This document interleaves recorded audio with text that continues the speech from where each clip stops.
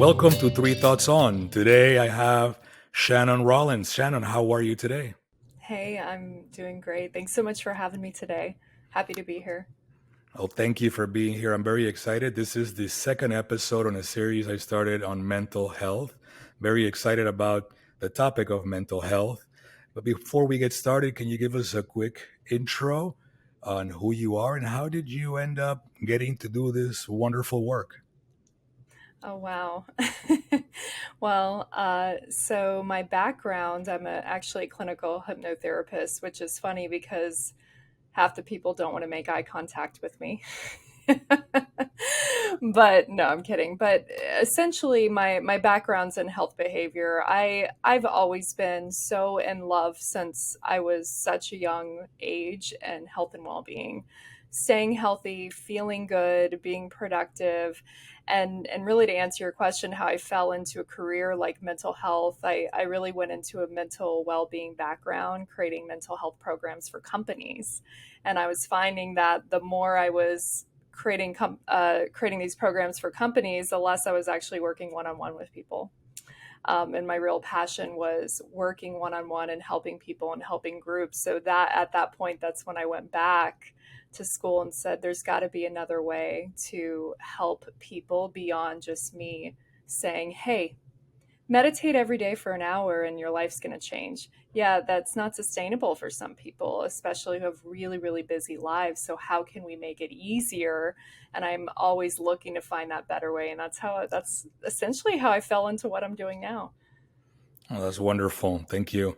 When we Mhm. discussed the possibility of you helping out here and being a guest in this podcast, we started talking about mental health, and of course, mental health is just a broad field. There's so many different Yes. segments and slices of things that one can talk about and one can share with the audience. But you were very interested in honing down in one specific area, which is anxieties. I'm very excited about talking about anxiety as a segment of the overall mental health picture. So, why don't you give us a quick overview on when we talk about anxiety? What should we be thinking about? What do people think it is? What is it not? Can you just bring us to a common playing field here? Yeah. Really, when it comes to anxiety, this is such a common term that we use now. And the important thing to understand about anxiety, which actually anxiety has gone up since COVID, I'm going to say the COVID word because there's a couple factors, and we can get into that if time allows it. But anxiety is something that everyone does experience at least some point in their lifetime. And so, giving a quick overview of anxiety, the best way I like to level this out and explain it is that it's a warning system. I like to call it an overachiever sometimes. We need to have anxiety sometimes. We need to have an alarm system sometimes. And so there's this twofold component that a lot of us don't talk about. One of them is the somatic side to anxiety, it's the feeling in your body, it's the fight or flight response. The heart racing, my throat is starting to clench up, my mouth is getting dry, I'm not able to make quick decisions because I'm indecisive. The brain isn't functioning properly. These are all aspects of it. The voice trembling, any of those feelings that some people have generalized just throughout the day, this low level anxiety, and some are in full activation all day long.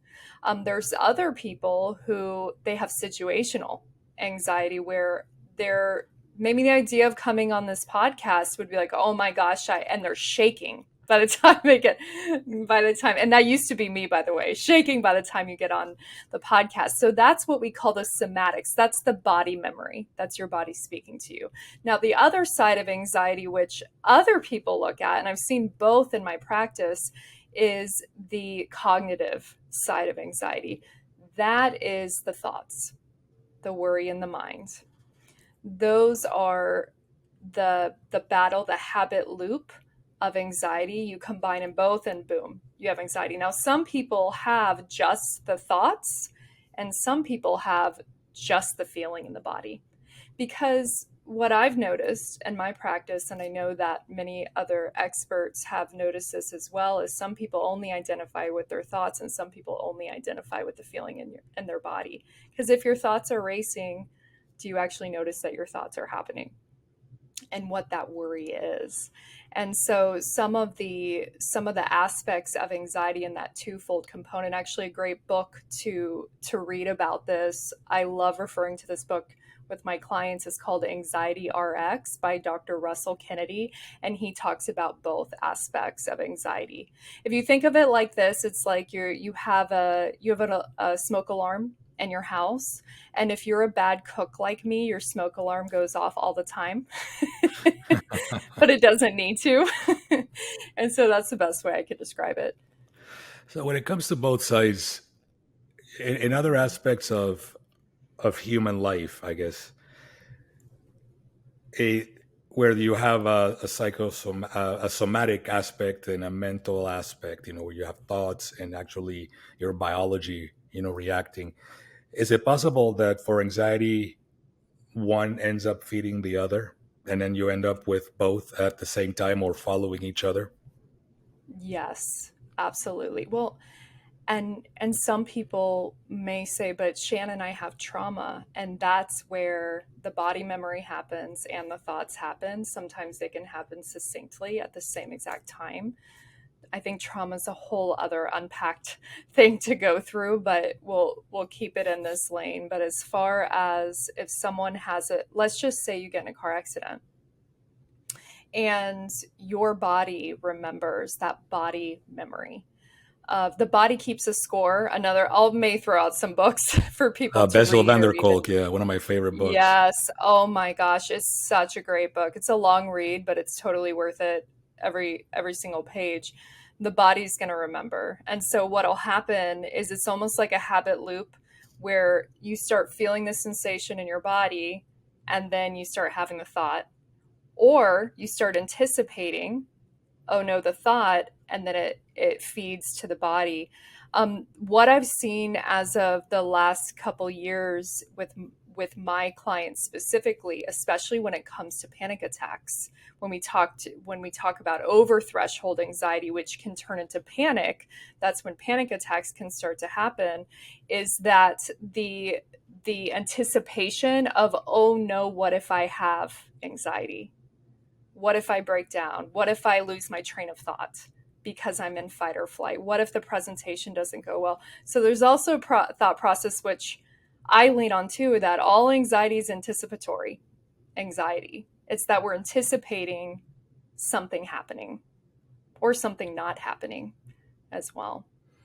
So it's fair to say that it's somebody told me once that it's just really overworking yourself over the future, right? So you're Exactly. basically really paying attention to that hasn't happened, expecting some type of outcome that is unfavorable, and then as a result of that, getting in this loop of anxious feelings, emotions, and thoughts.